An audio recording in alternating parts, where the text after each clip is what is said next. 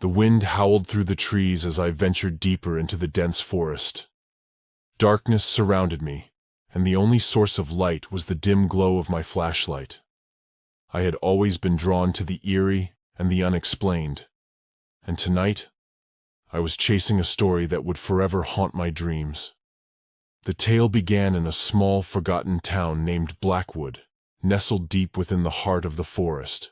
Locals spoke of an ancient curse that had plagued their ancestors for generations. It was said that on the night of the blood moon, the spirits of the forest awakened, seeking vengeance on anyone who dared to trespass into their realm. I had heard of this legend through whispered conversations and cryptic messages on obscure online forums. Intrigued and desperate for a story that would make my career as a journalist, I had packed my bags and set off to uncover the truth.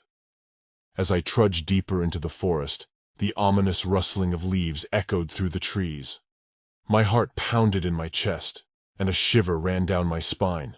I couldn't shake the feeling that I was being watched, that something sinister lurked in the shadows. The night was unnaturally quiet, devoid of the usual sounds of wildlife. It was as if the entire forest was holding its breath, waiting for me to make a misstep.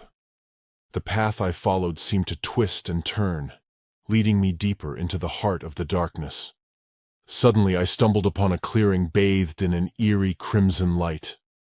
My heart skipped a beat as I realized that the blood moon was rising.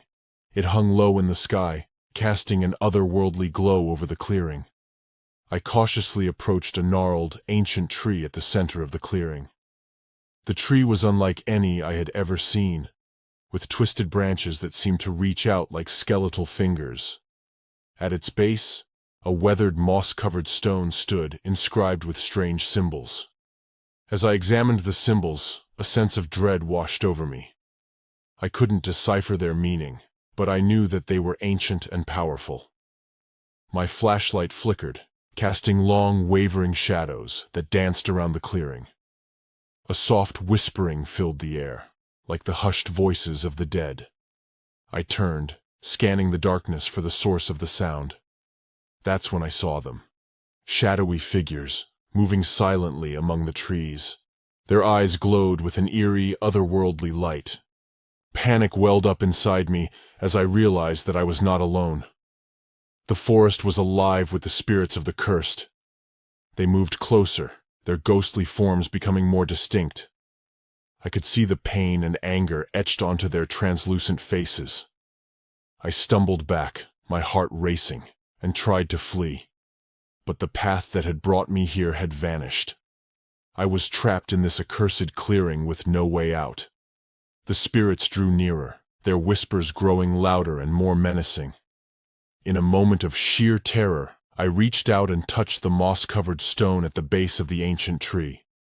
Instantly, a blinding light engulfed me, and I was transported to a different realm. I found myself standing in a desolate, moonlit landscape. The blood moon hung overhead, casting a haunting glow over the barren terrain. Before me stood a massive, shadowy figure, its eyes glowing like twin orbs of fire. The figure spoke, its voice a deep, rumbling growl that reverberated through my very soul. It told me that I had trespassed into the realm of the cursed, and now I must pay the price. My heart sank as I realized that there was no escape. As the figure drew closer, its true form became clear, a grotesque, nightmarish creature, a monstrous amalgamation of the forest's tormented spirits. It reached out a twisted, skeletal hand, and I knew that I would never leave this place. In that moment, I understood the true horror of the curse that had plagued Blackwood for generations. The spirits of the forest were not to be trifled with, and I had paid the ultimate price for my curiosity. And as the creature's hand closed around me, I knew that I would become just another lost soul, forever trapped in the darkness of the cursed forest, a cautionary tale to all who dared to seek the truth.